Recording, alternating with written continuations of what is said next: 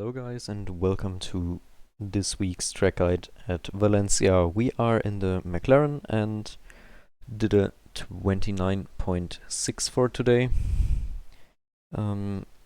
With that interesting track we have a lot to say about, except for that it is enormously repetitive.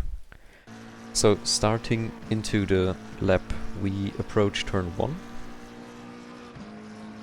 where we want to use as much of the track as possible. Like, we want to have as much range of motion pretty much as we can. So we are quite far to the right, slam the brakes at, I would say, 100, quite gets it. Steer with one rapid input,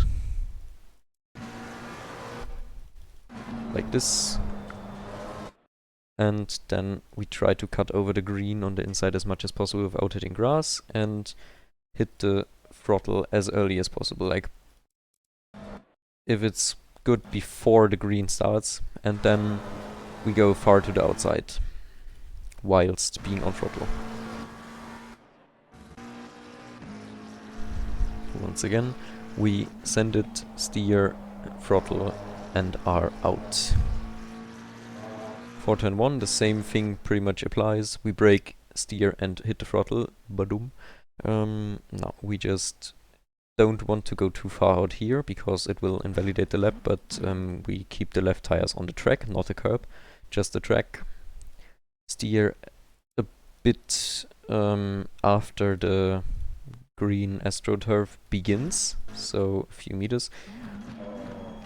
With most cars we go down to first gear and then do a short shift or not, depending on how your car is aspirated, and send it out here with a late apex, so that we don't go there but there pretty much, and send it.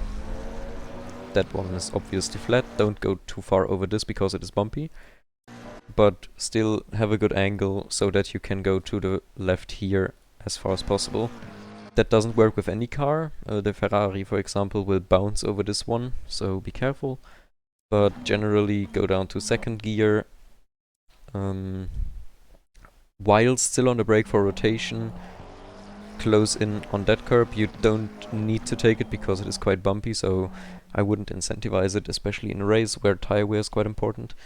Then hit the throttle slowly, like adapt to what your rear does, because it is quite off-cambered. So slowly go on, and then you can use as much of the track as possible. If your left tires touch the gravel, you are mostly cooked. For this one, emergency downshift with a harsh braking and steering input, so that we can get as much rotation as possible. On the throttle over the curb, like a bit of throttle to keep the car rotated, and then we go on it if we feel that our rear has enough grip. And for this we go onto the right, brake at the first. Need to make sure to brake in a straight line so our rear doesn't step out. And we need to brake in very little, like with high precision, if we want to put it like that, so that we just don't lose the car or the rotation. So see, I don't think it's necessary, but I braked so little that not even the lights are on. But yeah, generally, once again, before the curb even begins, we want to be on the throttle and send it out. Now, quite an interesting corner, for which we will brake between the first and the second of the white stripes.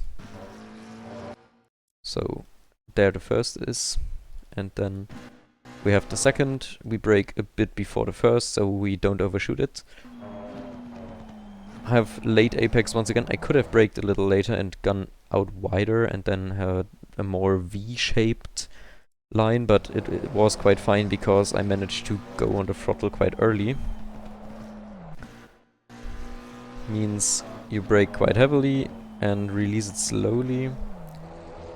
For the rotation, you hit the throttle early, but not too much, and send it out. It's quite repetitive because all the corners are, for some reason, quite spherical, if you want to say so. So we have quite equal moving with the feet, which can be quite beneficial for muscle memory. For this one, we don't want to take the most narrow line, but we want to have a good straight braking, that we can go out here on the left. Don't close in too narrowly here, because there's grass, like we have an edge, and if we go on that we will jump. So just don't go onto that green curb on the inside. The red and white is fine, but not necessarily needed, because we can also, like this, hit the throttle early enough and go to the left without touching the green with all 4 tires though. We want to avoid that little bump because it is quite jumpy. Brake a little bit before the first one, like, no, the last one, with having as much range of motion again to the left. Steer at the stripe and roll / accelerate on here. Jump over this. So once in a flowing motion, we go out as far as possible, avoid the bump, go to the far left, send it over, not over the sausage though. Please don't send it over the sausage. That will quite sprain your ankles. That not good.